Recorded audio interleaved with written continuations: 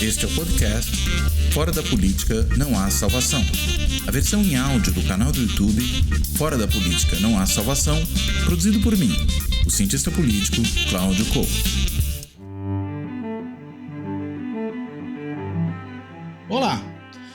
Este Fora da Política Não Há Salvação vai tratar da questão ambiental e, claro, vai tratar desse tema porque estamos na semana da COP26, a reunião da ONU sobre o clima que ocorre em Glasgow, na Escócia.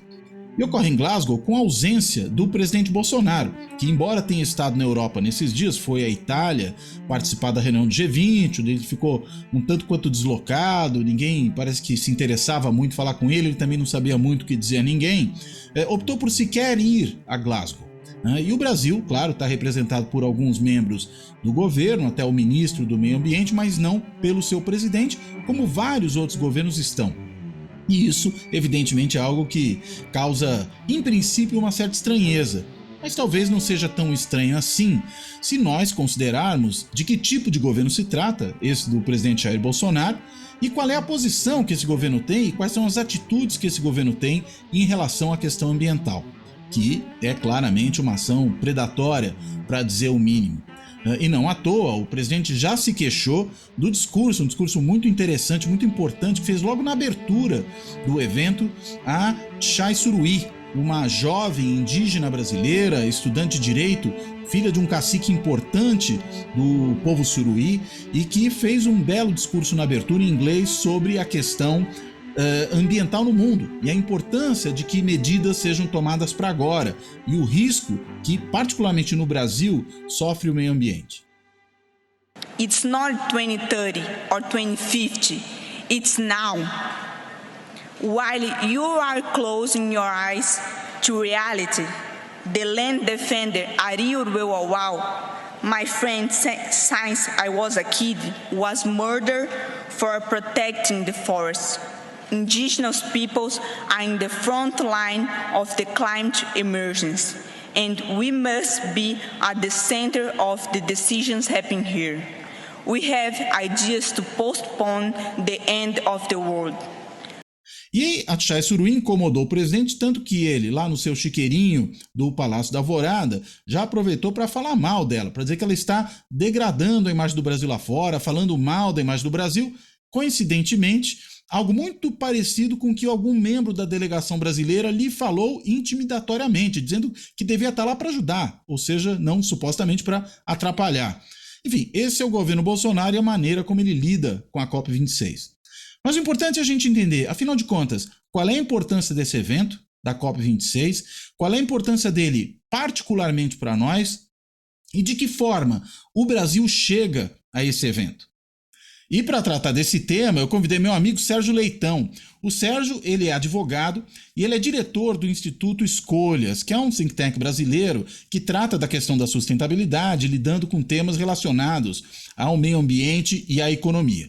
E o Sérgio conhece muito bem esse tema, acompanha esse tema muito bem, muito de perto, né, com muita proximidade. E eu vou perguntar para ele, Sérgio, explica para nós de que forma o Brasil chega a essa reunião da COP26 e qual é a importância dela para nós nesse contexto. Bem-vindo, obrigado. Obrigado, Cláudio, obrigado pelo convite, saudar todos os que assistem, né, o Fora da Política Não Há Salvação. Acho que a primeira questão que a gente tem que levar em conta é para que serve uma reunião chamada Conferência do Clima, que já está na sua 26ª realização. Ou seja, são 26, com a interrupção do ano passado, que não houve, mas são 26 anos onde essa reunião acontece. E a primeira questão que a gente precisa levar em consideração, Cláudio, é exatamente o fato de que esta reunião faz a redefinição de todo o modelo do processo produtivo da economia mundial. Porque quando ela discute fundamentalmente uma questão que se chama emissões de gases de efeito estufa, é a maneira como a chaminé da fábrica ou, né, o resíduo da atividade agropecuária ou a mobilidade nas grandes cidades, ou seja, como a sociedade se movimenta, funciona, vai passar a funcionar em função de uma questão que é crucial para o destino da humanidade. A gente precisa eliminar essas emissões dos chamados gases de efeito estufa, que é o que sai do cano do escapamento, da chaminé da fábrica, da queimada da Amazônia, que provoca o problema da mudança climática, que, por sua vez, cria toda essa situação de desequilíbrio ecológico, que é considerado um problema gravíssimo, ou, como dizem os economistas, a maior falha de mercado que a economia do mundo já deixou acontecer. Então, é uma questão simples, mas dessa magnitude. Ela revolve toda a estrutura produtiva. E, ao fazer isso, ela é um tema extremamente político, porque você não cria uma equação capaz de dar conta desse reordenamento sem que haja uma equação política, uma negociação política.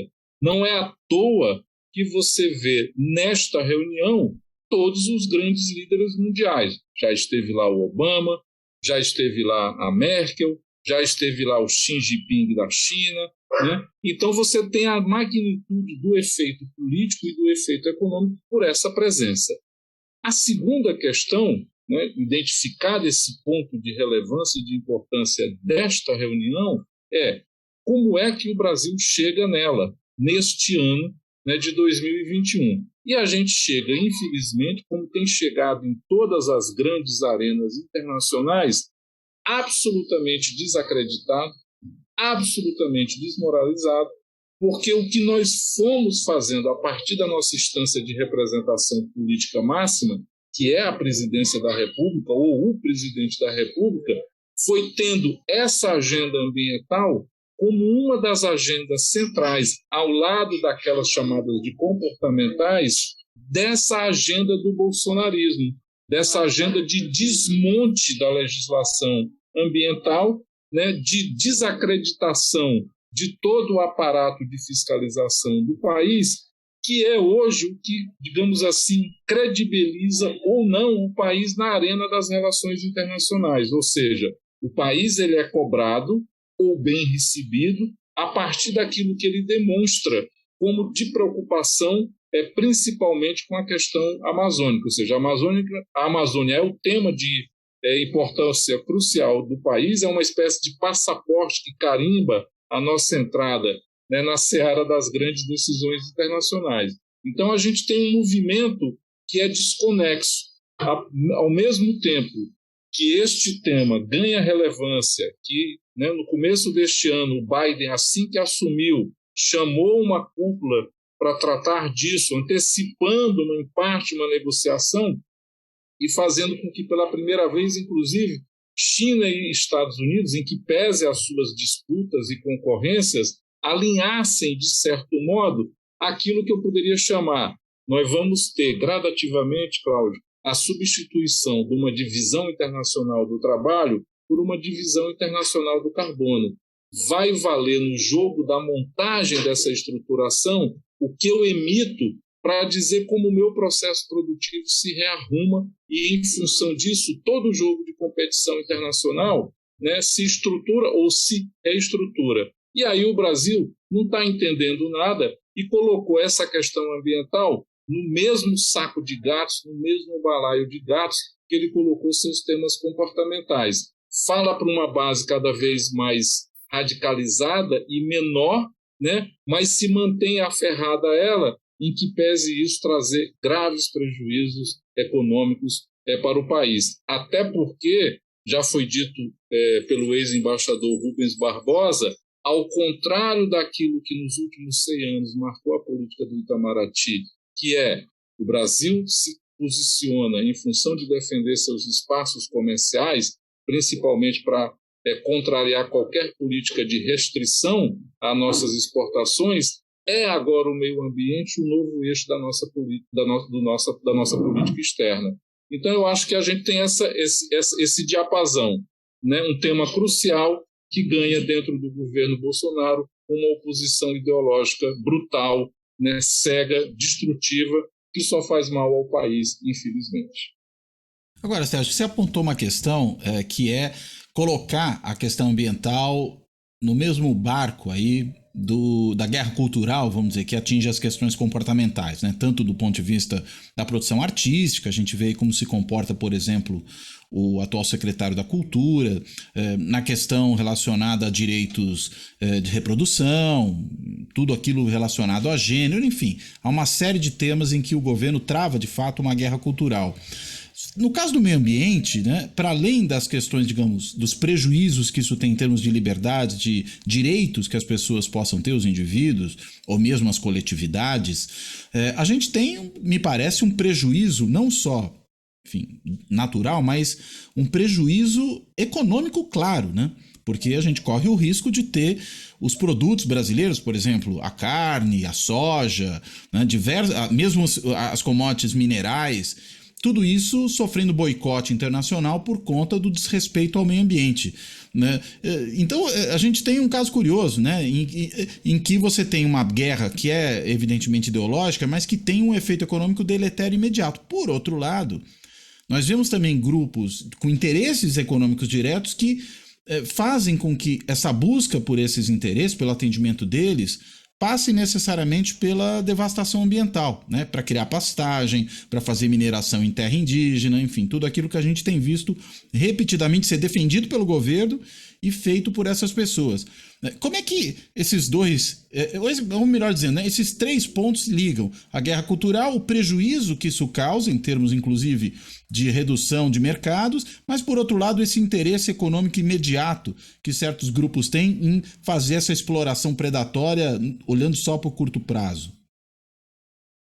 A primeira questão para dar a liga, né, entre a questão cultural e a questão ambiental, ou entre os temas comportamentais e o meio ambiente, é porque ele faz parte daquilo que chamam todas as grandes questões que ganharam, né, tratamento internacional, passaram a ser atacado por uma corrente, né, que se estrutura a partir dessa internacional direitista que foi se criando no mundo e que passou a ter o tema do meio ambiente como os seus pontos de ataque. Não é à toa que o ex-ministro das Relações Exteriores, né, Ernesto Araújo, colocava a questão ambiental debaixo desse cobertor do chamado globalismo, né, a ser ferrenhamente o climatismo, combatido, né, como ele chamava.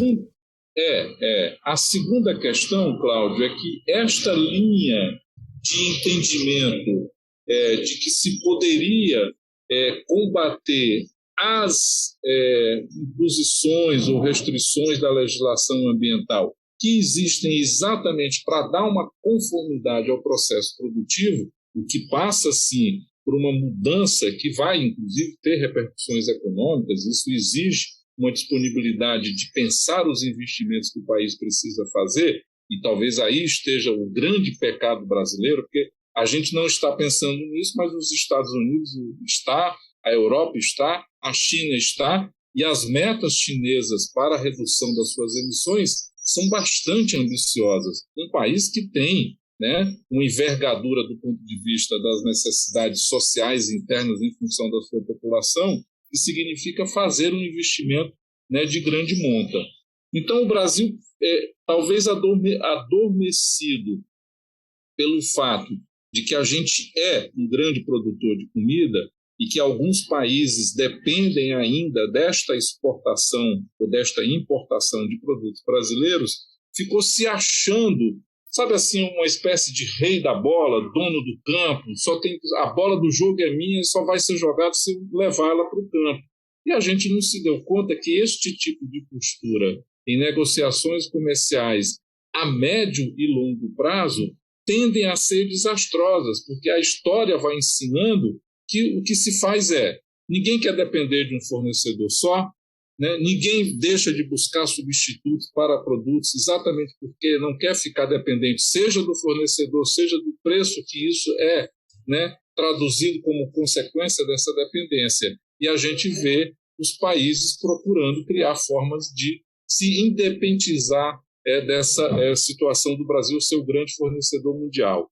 Esta mistura de soberba interna do país, de não reconhecer que pode haver mudanças, e agora mesmo a China, com a suspensão por poucos dias da compra de carne brasileira, já provocou um terremoto aqui dentro nos preços, fazendo até um efeito minimamente positivo para a população, que era baixar um pouco o preço da carne no açougue da esquina.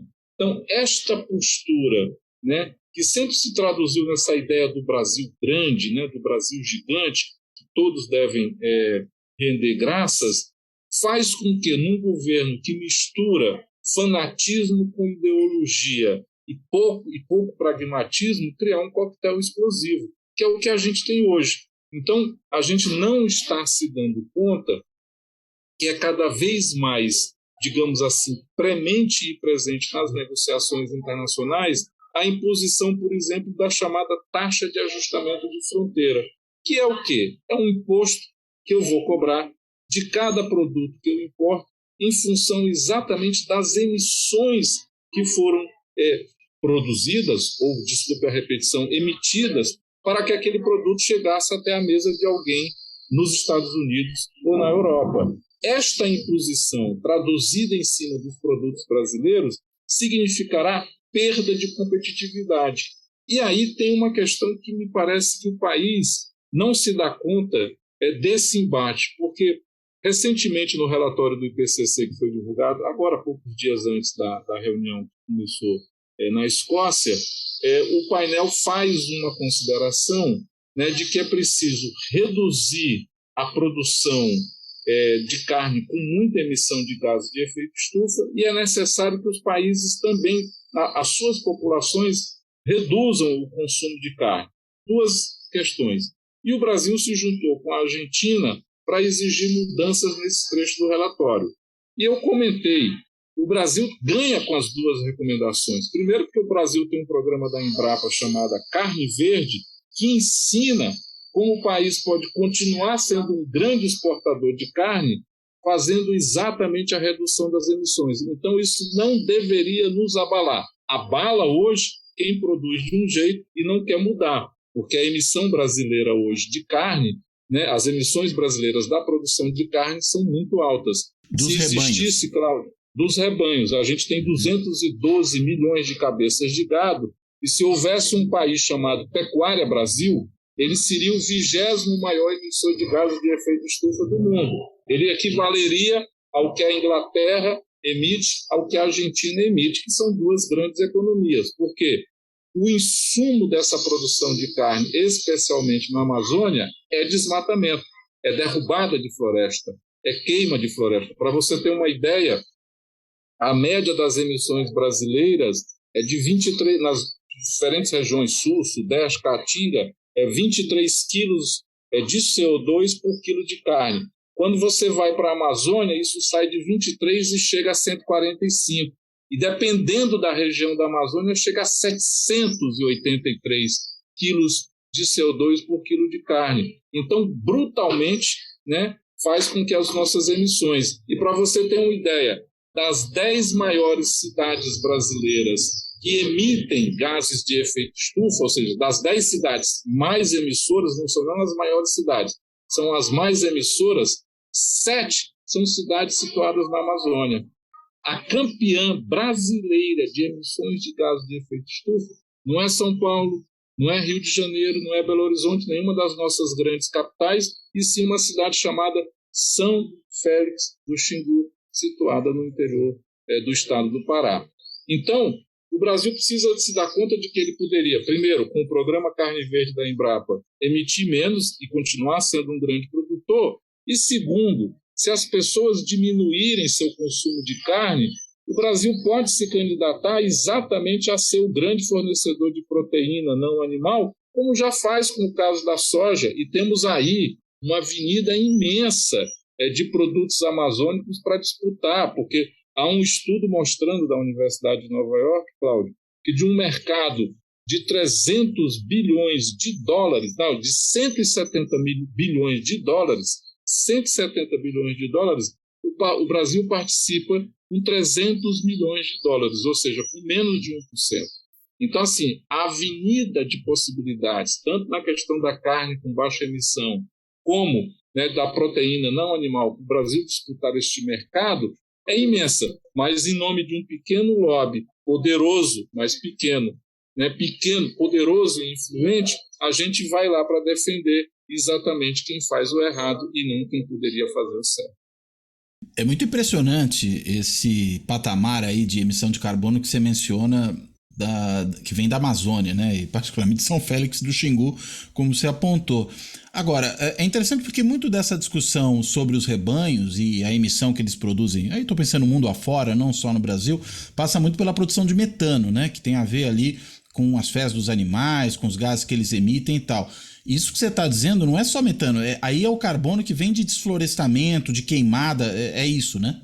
Para poder gerar pasto. Não tô nem falando das chamadas emissões entéricas, né? Uhum. Aí é a queima do local, porque o dado da Amazônia é o seguinte: 90% do que é desmatado, é dados do Amazon, que é uma instituição superacreditada, 90% do que é desmatado é convertido em pasto. Então é o que se desmata para o boi ocupar, porque aí é aquela famosa profecia que o nosso general Médici, quando ocupou a presidência da República, fez. Ele disse o seguinte: nós vamos colonizar a Amazônia debaixo da pata do boi. Quando ele falou isso, Cláudio, a Amazônia tinha 1 milhão de cabeças de gado. Hoje a Amazônia tem 90 milhões de cabeças de gado. A área ocupada por gado na Amazônia corresponde à soma de todos os estados da região sul e de todos os estados da região sudeste. Né? É aquilo que o João Meirelles, um pesquisador do Instituto Piabiru, chamou da boi-economia.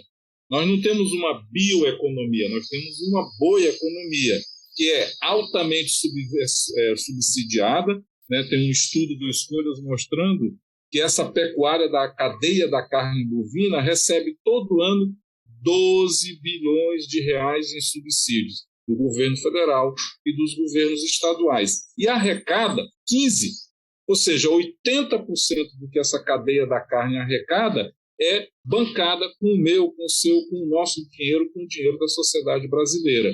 Então, o que a gente está dizendo agora?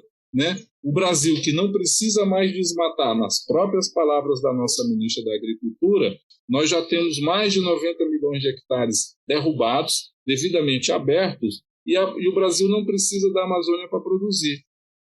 E a gente está perguntando para a nossa ministra, por que a gente continua financiando quem desmata?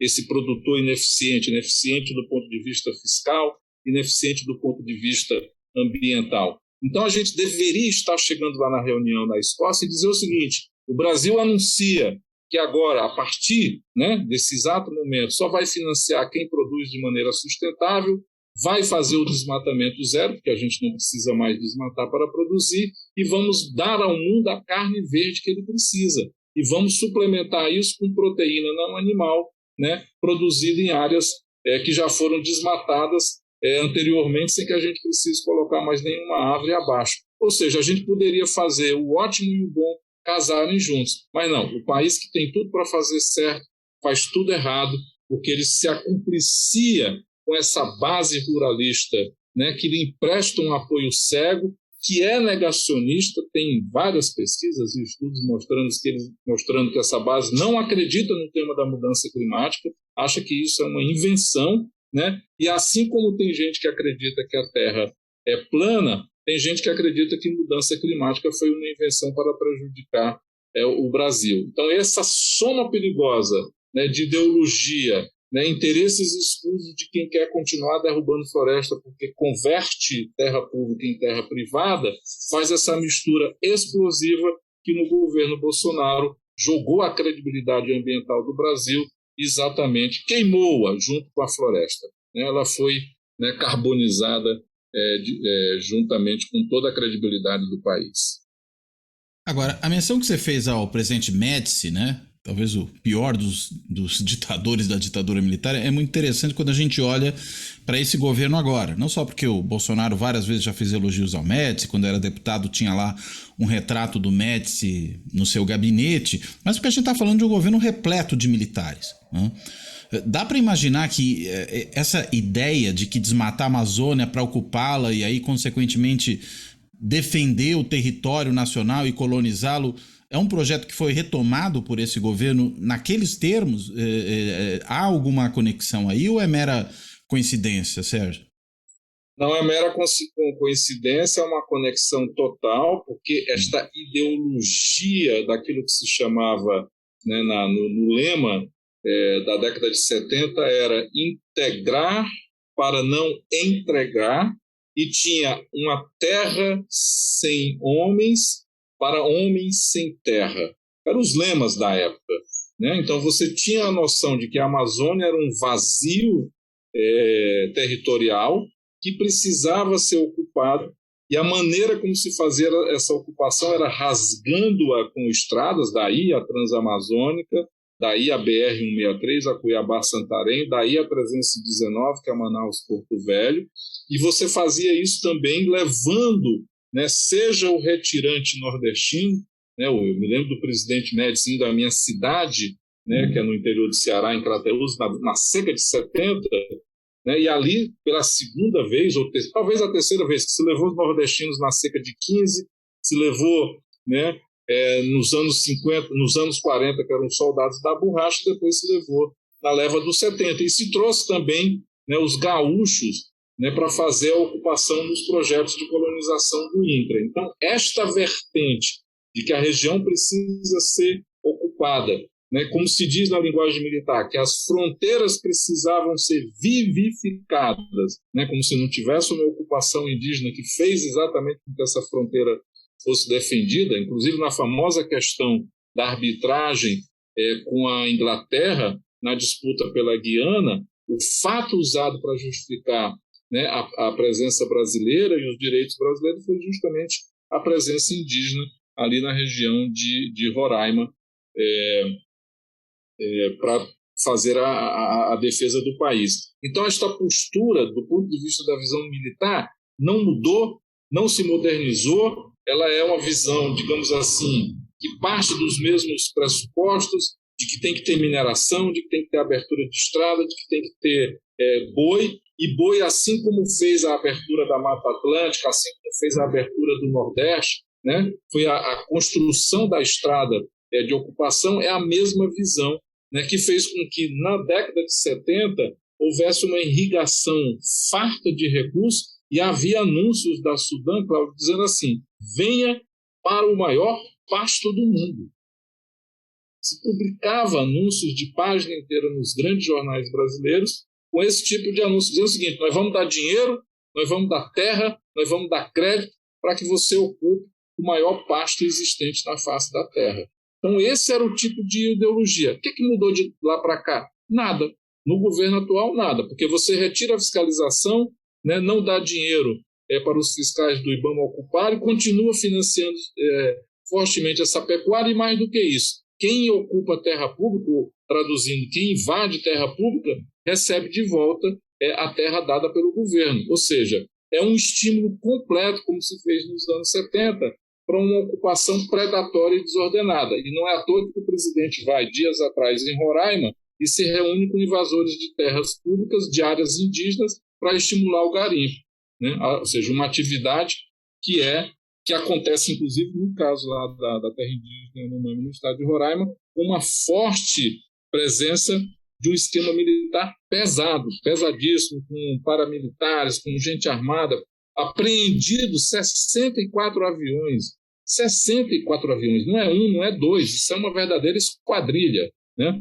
É tanto que a gente está numa discussão com países que são grandes importadores de ouro brasileiro e pedindo um reconhecimento numa figura do direito internacional que esta produção de minério ilegal na Amazônia faça o Brasil ser reconhecido como uma zona de conflito.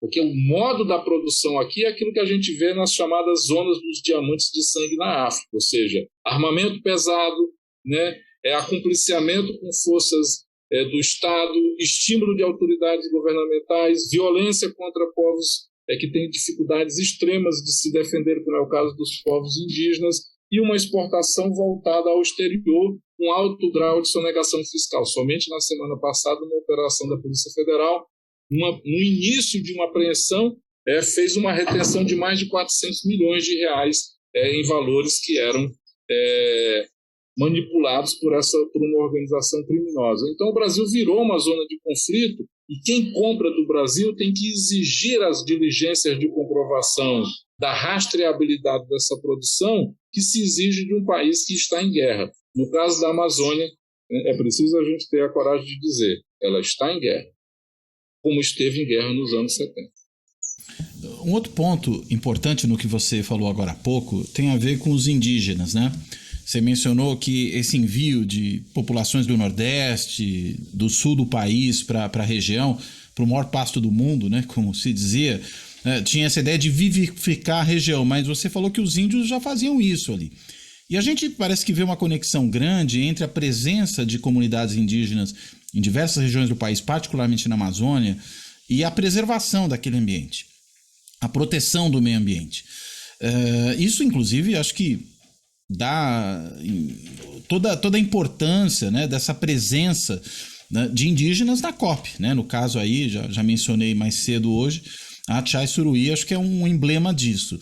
E nós notamos que há também por parte desse governo uma hostilidade imensa com todas as políticas relacionadas aos povos indígenas, né? O Bolsonaro se jacta de dizer que no governo dele não teve mais nenhuma demarcação de terra indígena, diz que o índio precisa ser garimpeiro, e pior, né? A gente vê, além dessa presença militar grande ali, nesses lugares onde há povos indígenas, a presença também do crime organizado, né? Foi noticiado nesses últimos dias que nós temos ali a entrada, inclusive, dessas grandes facções criminosas organizadas a partir de presídios, né, do sudeste do país, e que atuam de maneira importante nessas regiões, inclusive junto ao garimpo, ameaçando as populações indígenas.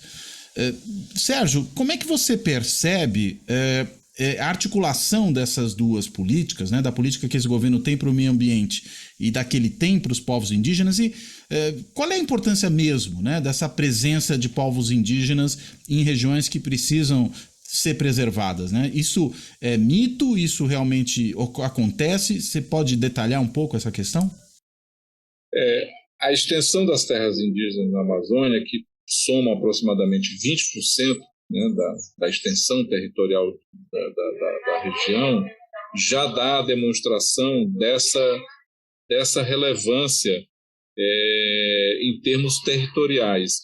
E quando a gente olha, né, aonde estão as áreas com floresta mais preservadas, elas estão exatamente dentro das terras indígenas, em que pese todo o processo de ataque, de ocupação, de invasão, né, de apoio explícito a grupos que invadem, desmatam e que tentam depois reivindicar, né, as terras ali existentes como sendo suas. Então, só isso já dá a demonstração do ponto de vista territorial e da redução de emissões do país dessas terras para toda e qualquer equação que se possa querer fazer no sentido de uma política de proteção ambiental.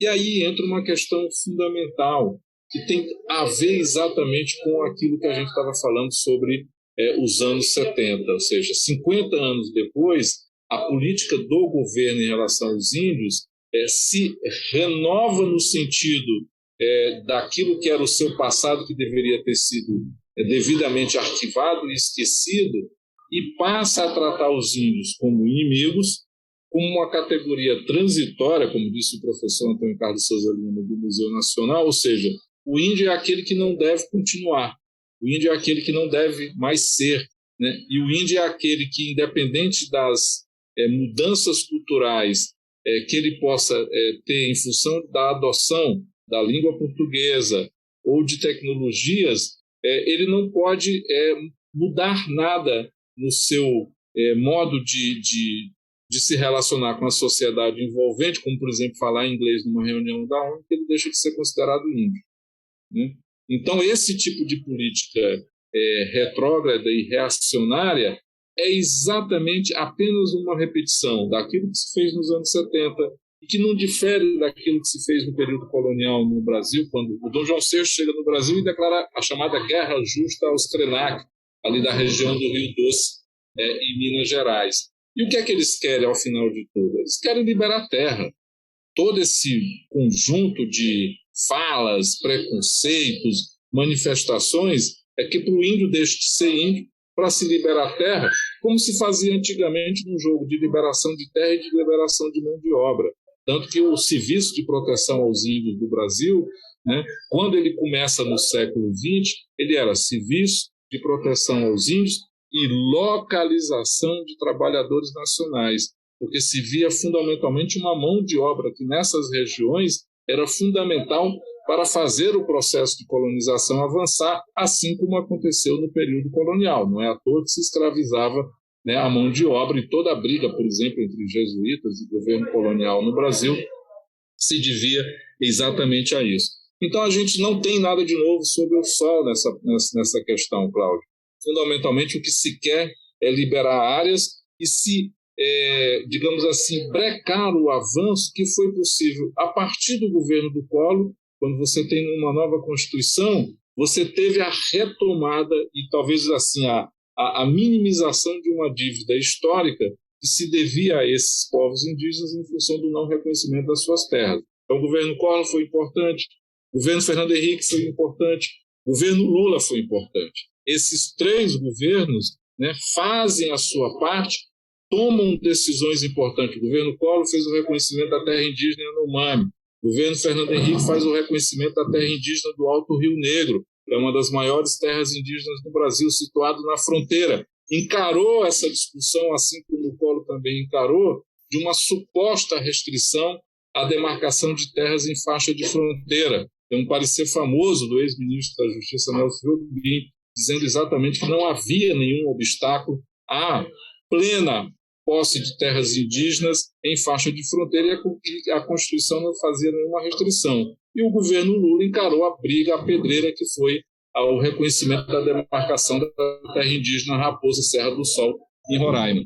De lá para cá, o que você tem é uma situação agora marcada, né, por um paroxismo, por uma situação absolutamente retrógrada de um governo que fala que não vai mais fazer nenhuma homologação de terra indígena, de uma FUNAI que ficou militarizada, assim como foi na década de 70, e de instâncias no Brasil que, independente da sua autonomia, como é o caso do Banco Central, na hora que vão fazer uma resolução para vetar crédito a quem pratica malversação de bens ambientais ou quem desmata, no caso das terras indígenas, exigiu como condição para negar o crédito exatamente a condição que o Bolsonaro já falou que não vai atender. Ele disse: eu não homologo mais nada, que é a última instância de um procedimento administrativo. Ora, na hora que o Banco Central diz: eu só nego ao Cláudio aquilo que o Bolsonaro fizer, e o Bolsonaro já diz que não vai fazer, o Cláudio está devidamente atendido.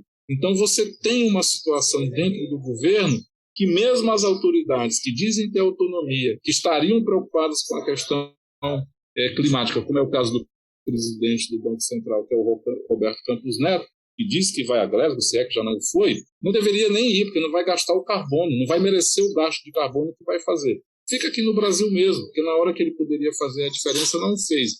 Então você tem um governo que é profundamente anti-indígena e que faz, né, a ligação com o pior desta política que veio dos anos 70, que é exatamente quando se rasgou a Amazônia e vários, né, crimes foram cometidos em função exatamente de índios que foram transferidos, que morreram, que sofreram.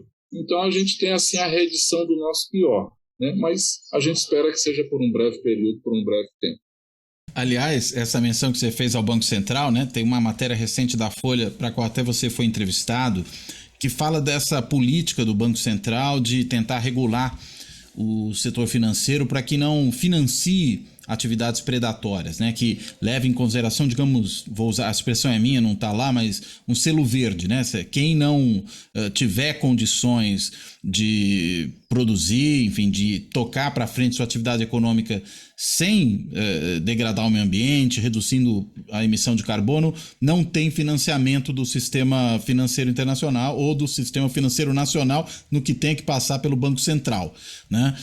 A gente viu ali naquela matéria que alguns membros de bancos até acham isso positivo, mas você foi muito crítico, né, a essa posição que o Banco Central adotou. Você acha que ela é completamente insuficiente, né? Você quer explicar um pouquinho que política é essa e por que você acha que ela é insuficiente? Todos os bancos, os grandes bancos centrais do mundo, o Banco Central da Inglaterra, o Banco Central americano e o próprio BIS, né, que é o Banco Central dos bancos centrais na Europa, estão discutindo políticas para saber como o crédito passa a ser um aliado desse esforço de transformação da economia e não um fator que faz os nossos problemas ligados à mudança do clima se intensificarem. Porque se eu chego e financio um empreendimento que é destrutivo na Amazônia ou uma fonte de energia que vai elevar essas emissões, eu estou ajudando o problema a se perpetuar.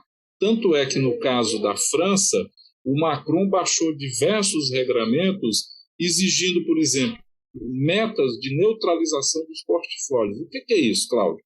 É muito simples, é o banco dizer, em 2022, o banco X vai dar R$10 para aquilo que ainda faz muito estrago do ponto de vista ambiental, mas vai dar R$10 para aquilo que é uma nova atividade econômica que produz um menor nível possível de emissão. Então, eu estou começando a igualar os investimentos da economia, porque hoje é tudo para aquilo que polui, nada ou muito pouco para aquilo que não é feito neste modelo completamente desregrado do ponto de vista ambiental. Se você não muda o destino dos portfólios de investimento, não adianta você dizer que você tem um birô verde, como fez o presidente do Banco Central do Brasil, não adianta você dizer que você tem uma agenda de sustentabilidade, porque no final do dia, banco é para financiar. Interessa para onde foi o dinheiro. Se o dinheiro não mudou de direção ou não está mudando de direção, o resultado a mim não interessa e não interessa também à sociedade, porque ela não será beneficiada. Então, o que a gente cobrou nessa discussão do Banco Central? Cadê as metas de neutralização do seu portfólio? Não existe, o portfólio dos investimentos. E, no caso de uma resolução específica para crédito rural, que é um dos grandes beneficiários, né, da maior parte do volume de investimentos no país, só no Plano Safra são mais de 200 bilhões de reais ao ano, as normas restritivas de crédito não restringem, porque você, no caso de terra indígena, é só se o Bolsonaro tomar uma decisão que ele não vai tomar. Então, esse crédito não será restrito. No caso de trabalho escravo, o sujeito só deixará de receber o financiamento se ele tiver sido condenado na última instância administrativa. Independente dele ter 1, 2 ou 1000 multas, enquanto não houver um julgamento final na instância administrativa, ele não deixará de receber. Ora, o que acontece? Basta que o processo durma na gaveta, e em Brasília os processos dormem nas gavetas, né? Eles têm um sono eterno, ele vai ficar lá sem ser julgado e o crédito continuará a fluir. E o que é pior, não existe uma coisa que a gente espera que os bancos hoje poderiam fazer. O que é um banco hoje, Cláudio? É um serviço de informática, certo? Você vê agora, quem é o presidente do Itaú? Era o cara que era da área de informática, que é colocado na presidência do banco, mudando radicalmente o perfil de atuação dos grandes bancos brasileiros. Porque até então, quem era o cara que era alçado lá à presidência? Ou era um membro da família, ou alguém que se destacou por ter feito ali parte do varejo, das operações de financiamento. A XP fez a mesma coisa, né? Nomeou um presidente que veio da área de informática. O Itaú nomeou um presidente da área de informática. Então, o que se espera de uma resolução que vai dar com um tema sensível? Está ocorrendo lá na floresta amazônica agora o desmatamento. Eu vou ter a sala do Banco Central de Investimentos, né? Ou a agência do Itaú nas regiões amazônicas ou do Banco do Brasil conectada, o seu computador, com o INPE, que é o Instituto Nacional de Pesquisas Espaciais. E eu vou receber em tempo real uma informação aonde o desmatamento está acontecendo com maior intensidade. E isso faz com que eu transforme imediatamente a concessão de financiamentos naquela região colocada debaixo de uma inspeção mais cuidadosa, que é o que o banco sabe fazer, do mesmo jeito que o banco faz isso quando negocia a sua carteira de investimentos. Então, no momento que você tem uma resolução, sabe aquela coisa pombalina, portuguesa, olha papel para ver o passado que não vai resolver mais o problema que está acontecendo na frente, ela é uma resolução de fundo senhorial, português, cartorial, que não vai resolver o problema. Então, ela é aquela coisa para dizer que eu tenho, mas que na prática não serve. Então, a crítica nossa foi, no momento da informatização, no momento em que é preciso agir para prevenir o futuro e não ficar olhando o passado, o Banco Central não teve autonomia, agiu alinhado aos interesses do setor ruralista e, na prática, deixou de fazer a diferença. E a questão fundamental é: Banco Central no mundo, Banco Central moderno, é aquele que alinha suas políticas monetárias. Também há uma política de descarbonização, porque se não houver mudança de investimento, não se fará uma economia de baixo carbono. Então, mais uma vez, o Brasil, né, no caso do Banco Central, falou muito e fez pouco. Agora, o Brasil, enfim, foi ao longo desse... Você fez aquele histórico dos vários presidentes, né? Collor, Fernando Henrique, Lula. Talvez isso tenha tido uma mudança importante a partir do governo Dilma, né? Quando a questão ambiental deixou de ter essa centralidade. Mesmo se a gente volta um pouquinho no governo Lula, a gente sabe que a crise ali de relacionamento com a Marina Silva tinha muito a ver com o relacionamento com a ex-presidente Dilma, quando ainda era ministra-chefe da Casa Civil, enfim. Isso tudo, portanto, talvez ajude a entender porque há uma descontinuidade a partir daquele momento. Agora, o fato é, ao longo desse tempo todo, e talvez até mesmo antes disso, o Brasil sempre teve, na questão ambiental, um trunfo importante na sua atuação como um player internacional, né? Como alguém que tem um ativo importante nas relações internacionais. Talvez o nosso mais poderoso soft power, né? Essa questão ambiental. Qual é o custo que a gente paga com um governo como esse, né? Que se torna um pária internacional em várias áreas, mas particularmente na área ambiental? O custo que a gente paga é, primeiro, né, esse passaporte, essa credencial maior desse soft power foi queimada, ela foi rasgada e, portanto, a gente que tinha, né, um ingresso fácil nas discussões exatamente porque a Amazônia é o grande cartão de visita, é o que interessa ao mundo, é o que as pessoas querem saber, né, deixa de ser o trunfo que a gente pode usar. O segundo, né, saindo da arena diplomática para a arena comercial mesmo, é o país arriscar a ter restrições de mercados exatamente porque tem uma juventude, Cláudio, que está vindo aí e que não quer saber se aquilo vai ter o nome de boicote, se vai prejudicar o país, se vai favorecer competidor A ou B. É a geração Greta, que está dizendo o seguinte: nós não vamos comprar do Brasil, nós vamos boicotar, nós vamos pedir restrição de mercado, nós vamos pedir taxação. E o país não tem defesa, porque hoje ele é réu confesso. Ele é réu confesso, reiteradamente confesso. Ele pratica seus crimes à luz do dia, em praça pública. E ainda se declara culpado. Ele diz: fui eu. Ele mata à luz do dia, filma e ainda faz a declaração. Porque ele acha que é assim que ele vai alimentar exatamente os setores radicais, né, que eles apoiam. Então, isto vai custar caro ao país. Isto vai significar restrição de mercados.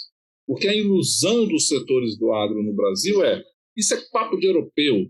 Americano não tem esse problema e a gente se resolve com a China.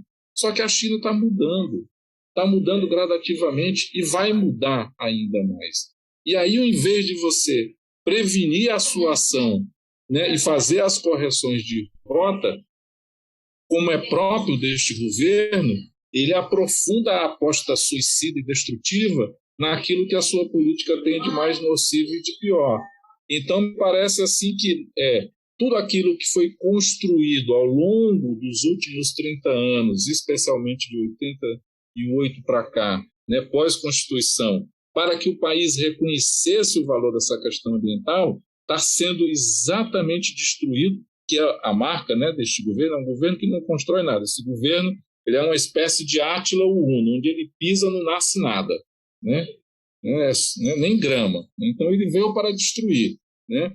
Então isto vai custar caro ao país. Não nasce, talvez só braquiária, né? E mesmo assim de péssima qualidade.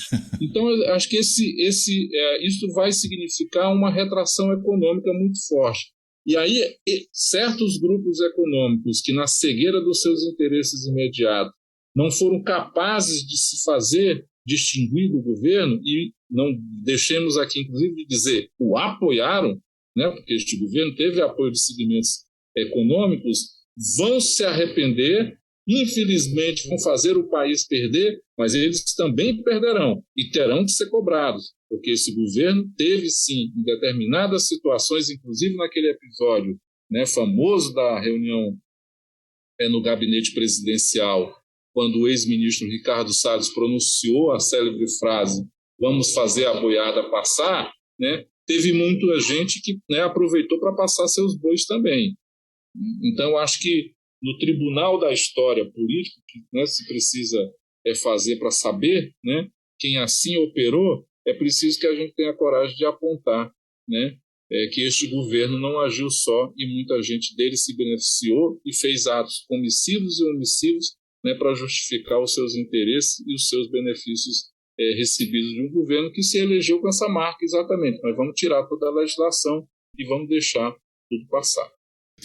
Bem, a gente vê aí uma briga, né, também, que brinquei até com a coisa da braquiária, né, o mato que gado come, entre ruralistas de um lado, e acho que entre os ruralistas com destaque para os pecuaristas, e de outro lado ambientalistas, né?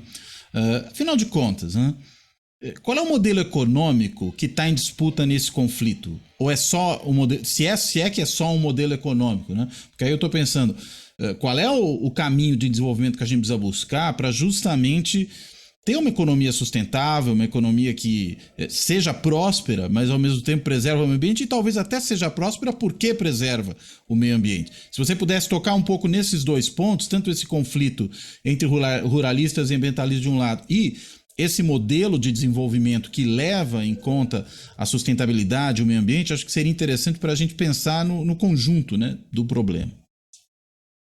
Fundamentalmente, a gente tem um ponto que é o central e que me parece que pode estabelecer seja a possibilidade de um processo de interseção como um processo de manutenção dessas separações ou dessas clivagens. É o subsídio.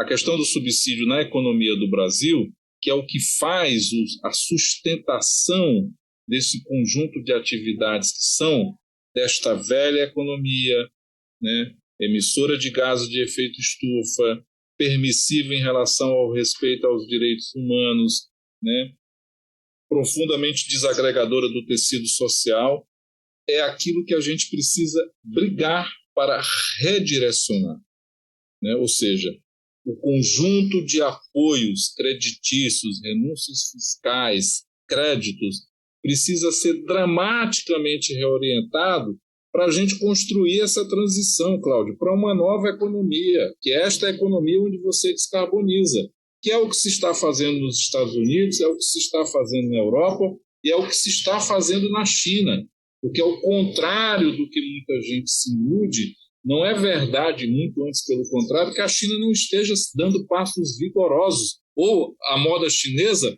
grandes saltos, exatamente para construir, né, uma economia que seja, né, baixa no sentido das emissões dos seus gases de efeito estufa. Economia de baixo carbono. Então, quando a gente descuida disso, economia de baixa emissão de carbono. Então, quando a gente descuida disso e deixa de reorientar o processo creditório do Brasil e o processo tecnológico para nos preparar para tanto, a gente vai ficar de fora.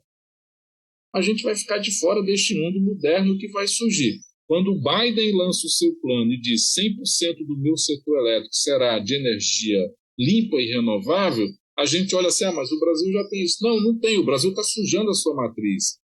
Porque a saída desta crise agora do apagão de 2021 é trazer mais térmicas que funcionam com combustível fóssil, com gás, que custam mais caro, muito mais caro, e que vão pendurar o Brasil numa energia do passado que outros já estão saindo. Então, ao invés da gente chegar a 100, a gente está reduzindo cada vez mais o nosso potencial, né, de energia limpa e renovável. O Paulo Guedes, que diz enormidades, mas ele disse uma coisa que a gente deveria prestar atenção. Em 30 anos, a Petrobras não vai servir mais para nada. E aí, o que a gente faz? Várias outras estão virando empresas de energia, né? E não só de energia. Mas na linguagem dele, ele resolve vamos queimar isso aqui. Mas isso resolve o problema do Brasil, que continuará sendo uma empresa que operará no Brasil com estoques que vão ficar nos comprometendo. E quando você faz a licitação de um posto de petróleo, significa que aquilo vai ficar na veia do país durante 40 anos, vai ficar circulando nas veias da economia. Como é que você faz? Você está preparando como as nossas cidades para uma mudança do perfil do seu transporte público? Como é que a gente vai fazer com o transporte de carga? O ministro das Minas e Energia, Almirante Bento Albuquerque, que só quer saber de energia nuclear, porque ele era o cara que cuidava exatamente disso, na Marinha, fala que o gás é o nosso combustível de transição, mas ele não diz onde essa transição começa, quando ela vai chegar no meio e muito menos quando ela termina. É uma adjetivação oca, né? Fruto de uma, digamos assim, repetição quase de um rótulo, mas que não tem nenhuma equação. E quando você vai para o conjunto de investimentos do país, você olha o Plano Decenal de Energia, que é o que orienta o planejamento do setor, 80% de tudo que a gente gasta em energia no Brasil é para petróleo, Cláudio. É para petróleo. Então, o problema não é a gente estar gastando 80%, né, tudo em petróleo. É a gente não estabelecer um roteiro para isto mudar. Quais são as metas que eu terei daqui até 2030, 2035, 2040, 2050, para que este rumo da insensatez seja corrigido? O problema não é estarmos errando, é não termos nenhuma previsão de como vamos sair dessa marcha do erro. Então, é isto que me preocupa do ponto de vista do futuro do país, da economia, dos empregos, da empregabilidade dos teus filhos, das minhas filhas, dos nossos filhos, dos nossos netos.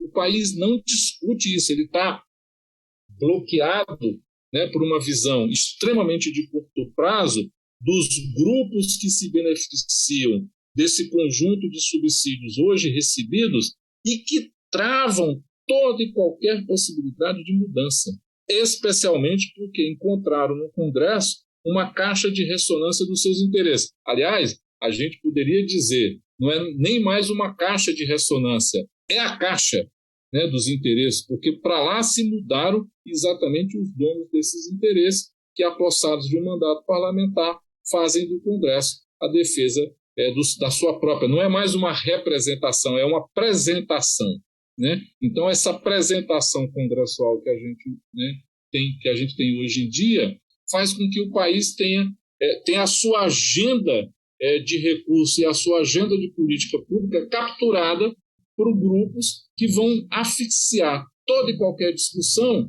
e vão manter a gente preso. Ou seja, ou você tem uma fricção, né, e uma certa conflituosidade que quebre esses paradigmas, ou nós vamos ter uma situação, digamos, muito ruim, o que faz muita gente dizer uma frase, como eu vi um dia desse, de um economista que repete assim: o Brasil não deu certo. Uau, que dureza, né? Muito bem. Sérgio, acho que belo panorama que você nos deu. Belo não no sentido da maravilha que nós estamos. Dramático. Do ponto de vista da narrativa e da compreensão que a gente pode ter de tudo que está acontecendo. Eu peço aí então que você, enfim, se teve algum ponto ainda que a gente deixou de tocar, que você, enfim, lembre dele e faça as suas amarrações finais.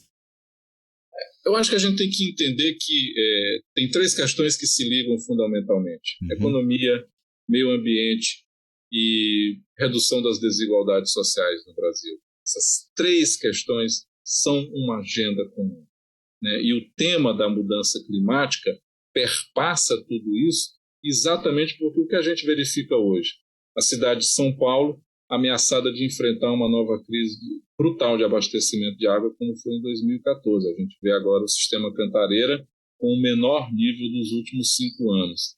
Você vê toda a região sudeste enfrentando problemas de secas sucessivas. Você vê a cidade de Curitiba há 3 anos com racionamento.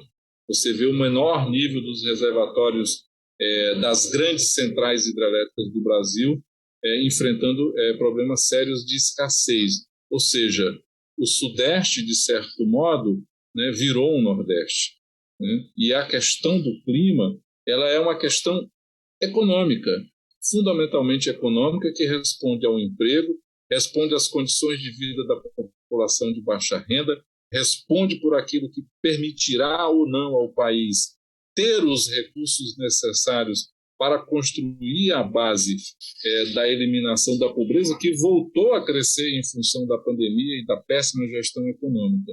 Então, a gente precisa entender que a junção dessas três questões, pobreza, redução da desigualdade, economia e meio ambiente, é a base para catapultar uma discussão fundamental de como o país vai reordenar o seu processo de desenvolvimento. Se a gente não fizer isso, nós vamos continuar padecendo de situações econômicas que, apostando no curto prazo, né, geram uma sensação térmica muito breve e passageira de que algo mudou, para depois o país mergulhar numa situação. Então, eu acho que talvez o que eu diria, para encerrar, Cláudio, te agradecendo mais uma vez o convite, é que a questão ambiental faz parte da encruzilhada democrática do Brasil. A gente precisa cuidar dela junto com os outros temas. Então, é grave, é importante, é urgente, é necessário, mas a gente tem uma chance. O Brasil ainda pode dar certo. Ainda bem, ainda bem. Sérgio, então, repito aqui, reitero o agradecimento. Muito obrigado pela conversa, por esclarecer tantos pontos importantes aí dessa questão da política ambiental, enfim, daquilo tudo que a COP, de alguma maneira, não só trata, né, mas o que ela nos faz lembrar que precisamos trabalhar. E, dito isso, eu fecho esse episódio. Agradeço a você, Sérgio, agradeço a quem nos assiste no canal do YouTube, a quem nos acompanha nos podcasts. Lembro que agora tem também o blog do Fora da Política Não Há Salvação na Carta Capital, no site da Carta Capital. E dito isso, eu me despeço. Até a próxima.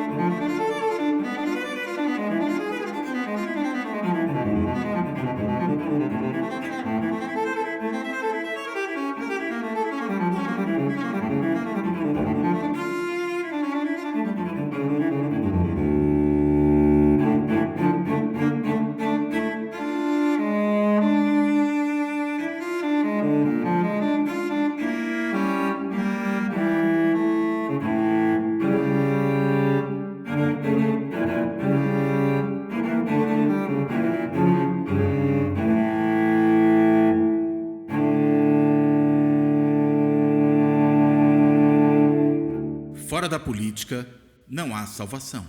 Um podcast para discutir política. Também disponível no canal do YouTube.